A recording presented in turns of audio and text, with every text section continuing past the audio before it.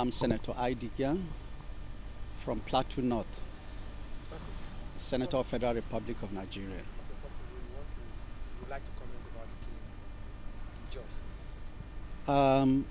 It is a sad development that at a time where the entire humanity and the nation is grappling with how to overcome the scourge of coronavirus, and at a time that the entire humanity and the nation is sober, seeking the face of God for divine intervention to see how God will help us come out of what I would want to term a weapon of mass destruction. My constituency, 3 villages in Irigwe Chiefdom of Bassa Local Government, on 31st of March and 1st of April, were visited by killer bandits who left in their wake 10 dead persons, burning whole villages, and at a time that the whole nation, like I said, is sober and in a prayer mood. Here we have a set of people who have no fear of God and no value for human life, visiting helpless communities with bloodbath. I find this very reprehensible. I find this very condemnable, and it's unfortunate at a time that we in my constituency, Plateau North, having resolved to peacefully coexist and are now with all effort in peace building and to strengthen the existing peace, here we are being visited with horror and terror. It is very, very condemnable.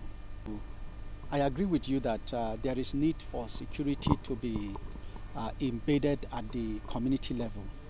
And that is why the concept of community policing is most welcome.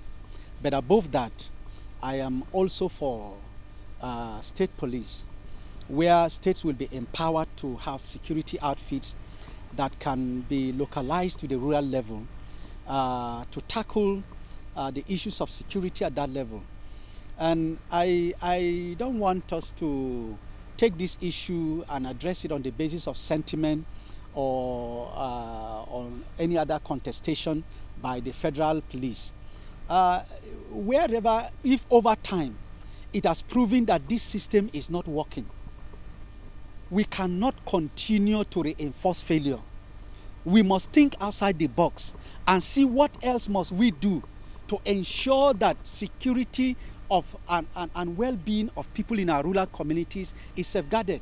If the present system is not working, let us have another strategy. And that is why I'm advocating for state police.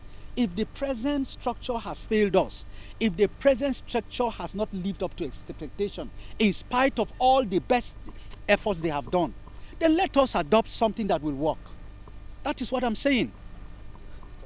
It's unfortunate that as a nation, we were ill-prepared for this level of scourge on our health by the coronavirus because of prolonged neglect and inability and refusal to address the very critical issues of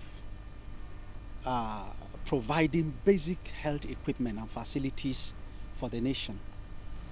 And to that extent, we are now facing the consequence of our neglect, the consequence of our irresponsibility, the consequence of our refusal as governments over the years, to the very present government that we're in, to give attention to things that matter, to prioritize the things that matter.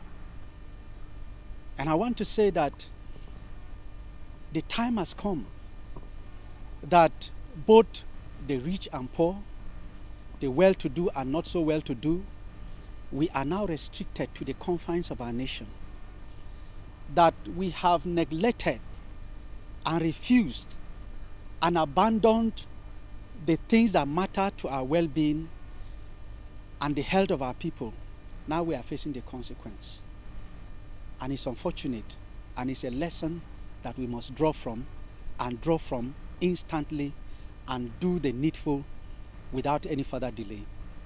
Time we reconvene, whatever that time will be, the topical issue will be the health and well-being of the people.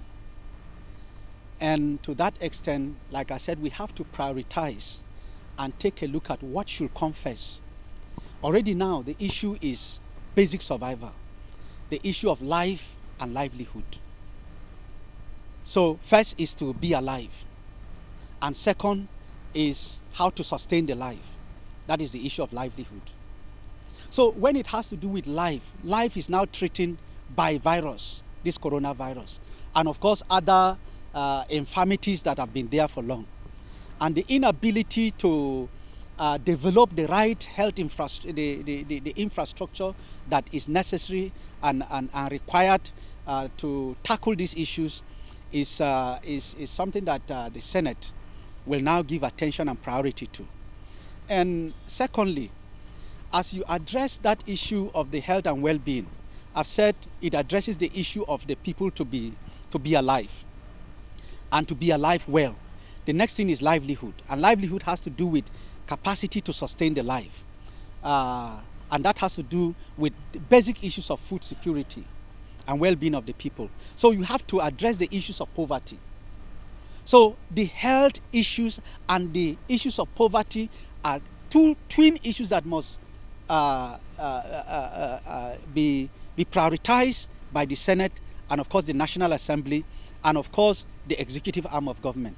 So these twin issues of the health and well-being of the people, which is for the people, for life to be preserved and for that life to be free from all sorts of diseases and sicknesses and viruses. And the second is to enable the people, empower the people by addressing the issues of poverty so that the people can have the wherewithal to sustain life.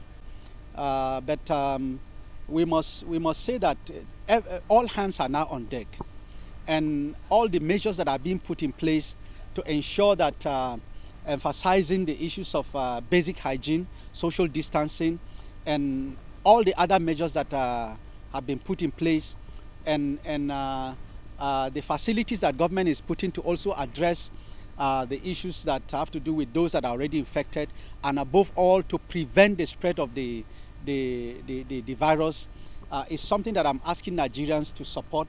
Every one of us should be involved in this. It is a battle for all of us. It's not just for government. So we should all be supportive of the measures and the steps that government has taken, even though not adequate, but we do the possible. We do the possible with what we have at hand. And I want to appreciate also the private sector that are coming in massively with aid in terms of financial support to support government and to put in place the facilities and the structures that will help to stem the tide of this virus.